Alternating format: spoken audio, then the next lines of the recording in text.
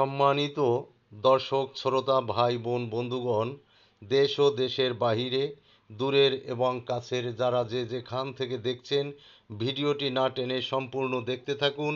চলুন মূল ভিডিওটি শুরু করা যাক। Let's go.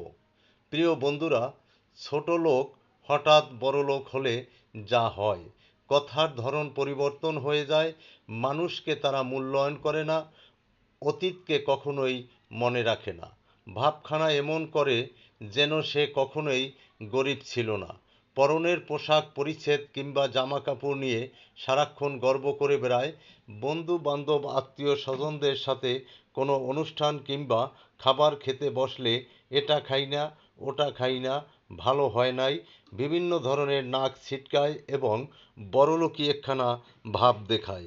আজ এ পর্যন্তই। ভিডিওটি ভালো লাগলে সাবস্ক্রাইব করে পাশেই থাকুন। সবাইকে ধন্যবাদ।